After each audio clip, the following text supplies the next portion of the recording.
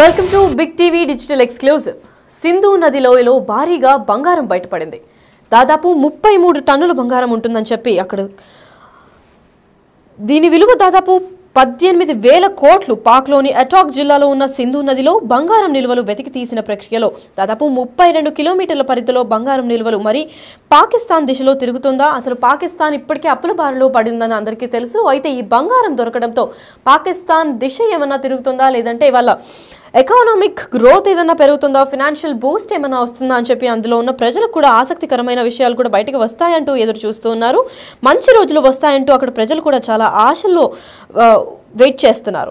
అయితే ఇదే నేపథ్యంలో ఇస్లామాబాద్ అంటే పాకిస్తాన్లోని పంజాబ్ ప్రావిన్స్ అటాక్ జిల్లాలో ఉన్న సింధు నది లోయలో భారీగా బంగారం నిల్వలను గుర్తించారు. దాదాపు 32.6 టన్నుల బంగారం నిల్వలు ఉన్నాయని, వాటి విలువ దాదాపు 18,000 కోట్లు అంటే 600 బిలియన్ పాకిస్తాన్ రూపాయల్లో ఉంటుందని అంచనా కూడా వేశారు.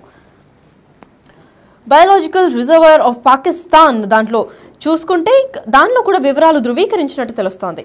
అయితే పాక్ ప్రజలకు మంచి రోజులు వస్తాయా అని అంటే పాకిస్తాన్లో ఓవైపు నిత్యావసరాల ధరలు, ఇంధన ధరలు కూడా కొండెక్కి ప్రజల జీవితానికి భారంగా మార్చే ఈ రోజుల్లో మరోవైపు వరుస ఉగ్రదాడులతో ఎంతో మంది ప్రజలు, సైనికులు, భద్రతా సిబ్బంది ప్రాణాలు కోల్పోతూ ఉన్నారు. అయితే ఇదే నేపథ్యంలో బంగారు నిల్వలు బయటపడ్డాయనే వార్త భవిష్యత్తుపై పాక్కు కొత్త ఆశలను రేకెత్తించాయి. వెలికి తీసిన ప్రక్రియలో మొదలైతే పాకిస్తాన్ ఆర్థిక వ్యవస్థ కొత్త రెక్కలు తొడిగేందుకు ఆస్కారం ఉంటుందని కూడా తెలిపారు.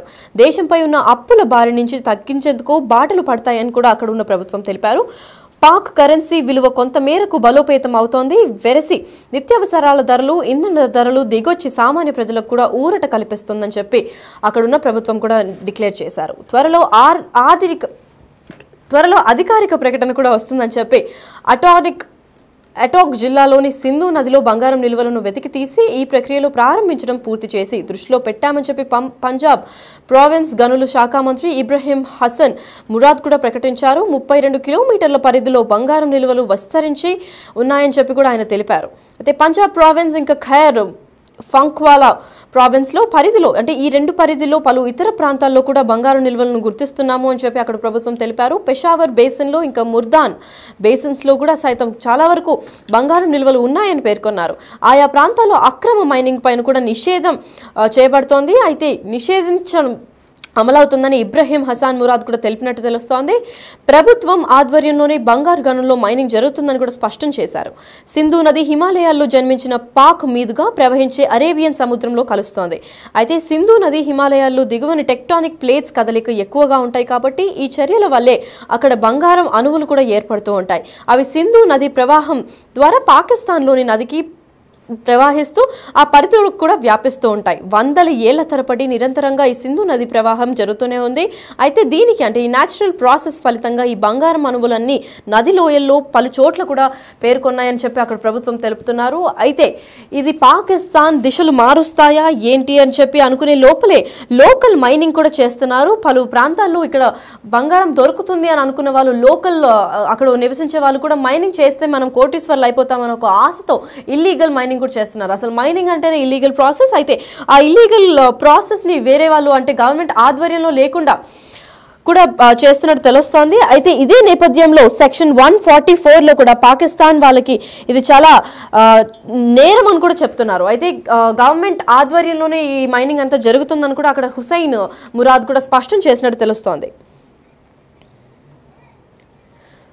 అలావుద్దీన్ అద్భుత దీపం ఉందో లేదో కానీ ఇలాంటి ఓ ఆశా దీపం పాకిస్తాన్కు అయితే కనిపించిందని చెప్పుకోవచ్చు. ఒకవేళ అది దక్కితే మాత్రం తీవ్ర ఆర్థిక సంక్షోభం నుంచి కొట్టుమిట్టాడుతున్న పాకిస్తాన్కు భారీ ఊరట కల్పిస్తోంది అని కూడా చెప్పుకోవచ్చు. ఎందుకంటే పంజాబ్ ప్రావిన్స్ అటాక్ జిల్లాలో ఉన్న సింధు నది లోయలో భారీగా బంగారం నిల్వలు గుర్తించినట్టు తెలుస్తున్నారు. అయితే దాదాపు 32.6 మెట్రిక్ టన్నుల బంగారం నిల్వలు ఉన్నాయని కూడా గుర్తించినట్టు తెలుస్తోంది. వాటి విలువ దాదాపు 18,000 కోట్లు అంటే 600 బిలియన్లు అంటే పాకిస్తానీ రూపీస్లో 600 బిలియన్స్ కూడా ఈక్వల్గా ఉంటుంది. అంటే 18,000 కోట్లు ఉందని కూడా అంచనా వేస్తున్నారు. అదే పాక్ ప్రజలకు మంచి రోజులు వచ్చాయా ఏంటి అంటే మూలిగే నక్కపై తాటాకు పడ్డట్టు ఒక దాని వెంట మరో కష్టం పాకిస్తాన్కు వెంటాడుతూనే ఉంది. అయితే ఓవైపు నిత్యావసరాల ధరలు పెరుగుతున్న కొద్దీ మరోవైపు వరుసగా ఉగ్రదాడులతో ఎంతో మంది ప్రజలు, సైనికులు, భద్రతా సిబ్బంది ప్రాణాలు వరుసగా కోల్పోతూనే ఉన్నారు. అయితే ఇదే నేపథ్యంలో ఉక్కిరి బిక్కిరి అవుతున్న పాకిస్తాన్కు బంగారు నిల్వలు బయటపడ్డాయనే వార్త భవిష్యత్తుపై కొత్త ఆశలను రేకెత్తించిందనే చెప్పుకోవచ్చు. ఒకవేళ వాటిని వెలికి తీసే ప్రక్రియలో మొదలైన పాకిస్తాన్ ఆర్థిక వ్యవస్థ కొత్త రెక్కలు తొడిగేందుకు ఆస్కారం కలుగుతుందా అంటే ఎస్ కలుగుతుందనే చెప్పుకోవచ్చు. ఎందుకంటే దేశంపై ఉన్న అప్పుల బారి నుంచి తగ్గించుకునేందుకు బాటలు కూడా పడతాయని చెప్పి అక్కడ ప్రభుత్వం ఇప్పటికే తెలిపారు. పాక్ కరెన్సీ విలువ కొంతమేర బలోపేతం అవుతోంది అని కూడా చెప్పారు. అయితే వెరసి నిత్యావసరాల ధరలు ఇంకా ఇంధన ధరలు దిగొచ్చి సామాన్య ప్రజలకు ఊరట లభిస్తుంది అని కూడా అక్కడ ప్రభుత్వం నిర్ణయించారు. త్వరలో అధికారిక ప్రకటన కూడా బయటకు వచ్చే ఛాన్సులు ఉన్నాయని చెప్తున్నారు. అయితే అటాక్ జిల్లాలోని సింధు నదిలో బంగారం నిల్వలు వెతికి తీసే ప్రక్రియలో ప్రారంభించడంపై పూర్తి దృష్టి పెట్టామని చెప్పి పంజాబ్ ప్రావిన్స్ గనుల శాఖ మంత్రి ఇబ్రహీం హుస్సేన్ మురాద్ కూడా ప్రకటించినట్టు తెలుస్తోంది. అయితే 32 కిలోమీటర్ల పరిధిలో బంగారం నిల్వలు విస్తరించి ఉన్నాయని కూడా ఆయన తెలిపారు. అయితే పంజాబ్ ప్రావిన్స్ ఇంకా ఖైబర్ పఖ్వాన్లు భావిస్తున్న ఆ పరిధి లోపల ఉన్న ఇతర ప్రాంతాల్లో కూడా బంగారు నిల్వలు గుర్తిస్తున్నాము అని చెప్పారు. అయితే పెషావర్ బేసిన్ ఇంకా మురద్ బేసిన్లో సైతం ఈ బంగారు నిల్వలు ఉన్నాయని కూడా పేర్కొన్నారు. అయితే పలు ప్రాంతాల్లో పాకిస్తాన్లో ఉట్టి సింధు నదిలోనే కాకుండా పలు ప్రాంతాల్లో కూడా బంగారం వెలికి తీసే ప్రయత్నం మేము చేస్తున్నాము. ఇక్కడ కూడా మైన్ చేస్తే ప్రాపర్ మైనింగ్ అంటూ జరిగితే గవర్నమెంట్ ఆధ్వర్యంలో బయటకి వస్తాయి. ఇంకా చాలా ప్లేసెస్లో కూడా బంగారం ఉంది అని కూడా వాళ్ళు చెప్తున్నారు.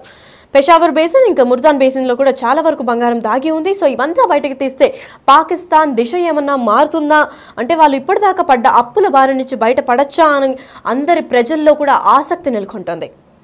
ప్రభుత్వం ఆధ్వర్యంలోనే బంగారు గనుల్లో మైనింగ్ జరుగుతుందని కూడా స్పష్టం చేశారు. ఎందుకంటే ఇటీవలే ఇలాంటి న్యూస్ బయటకి రాగానే అక్కడున్న పాకిస్తానీ ప్రజలు కూడా ఎక్కడ పడితే అక్కడ మైనింగ్ స్టార్ట్ చేసేసి మైనింగ్ అనే ప్రాసెస్ ఇల్లీగల్ ఉంటుంది. కాకపోతే ఆ మైనింగ్ ఎక్కడికి ఎవరి ఆధ్వర్యం ఎవరి పర్మిషన్ లేకుండా కూడా ఇల్లీగల్గా మైనింగ్ చేస్తూ ఉంటారు. ఆ బంగారం దొరుకుతుందనే ఒక ఆశతో. కాకపోతే అది ఆ ప్రకారం ఇంకెవరైనా చేస్తే మాత్రం కఠిన చర్యలు తీసుకుంటామని చెప్పి పాకిస్తానీ ప్రభుత్వం ఇప్పుడే తెలిపారు. అయితే సెక్షన్ 144 కింద వాళ్ళకి కఠిన చర్యలు అంటే కఠిన శిక్షలు కూడా పడతాయని కూడా చెప్పారు. అక్కడ పాకిస్తాన్ ప్రభుత్వం కూడా భారీ చర్యలు తీసుకుంటాము, ఇలా ఇల్లీగల్ మైనింగ్ చేయకూడదు, కేవలం గవర్నమెంట్ ఇచ్చిన ఆర్డర్స్తో మాత్రమే గవర్నమెంట్ ఆధ్వర్యంలోనే మైనింగ్ చేయడానికి కుదురుతుంది అని కూడా చెప్పారు. ఇప్పుడు అవి పాకిస్తాన్ ఆర్థిక పరిస్థితిని మార్చబోతున్నాయా లేదా చలికాలంలో సింధు నది లోయలో నీటి నిల్వ తక్కువగా ఉంటుంది కాబట్టి ఈ సమయంలో మైనింగ్ చేస్తే బంగారం నిల్వలు సులభంగా వెలికి తీసేందుకు అవకాశం ఉంటుంది. ఈ నిల్వలు మైనింగ్ ఇంకా వినియోగించే వంటి అంశాలు అంటే ఈ ప్రావిన్స్ కోసం పాకిస్తాన్ కేంద్ర ప్రభుత్వం మధ్య సయోధిగా అంటే కుదరాల్సినవి చాలా ఉన్నాయి. పైగా ఇంటర్నల్ గవర్నమెంట్ ఇష్యూస్ కూడా ఏమైనా ఉంటే దీనివల్ల అవి సాల్వ్ అవుతాయా అని కూడా అంటున్నారు. అంతేకాకుండా ఇటీవలే 7 లక్షల కోట్ల విలువైన బంగారం కూడా చైనాలో కూడా గుర్తించినట్టు తెలుస్తోంది. దాని తర్వాత ఇదే హైయెస్ట్ రికార్డ్ ఇట్లా సింధు నది లోయలో కూడా భారీగా బంగారం దొరికింది అని అంటే ఇది ఒక పెద్ద రికార్డ్ అనే చెప్పుకోవచ్చు. అయితే దీనివల్ల ఇలా బంగారం దొరకడం వల్ల వీళ్ళు మైనింగ్ చేసి ఇంకా బంగారం బయటకు తీయడం వల్ల దాదాపు 18,000 కోట్లు ఎస్టిమేషన్ ఇచ్చారు. కాబట్టి దీనివల్ల పాకిస్తాన్ లైవ్స్ ఏమైనా మారుతాయా లేదంటే వాళ్ళకున్న అప్పుల బారి నుంచి వాళ్ళు బయటపడతారా అనేది అయితే వేచి చూడాల్సిందే.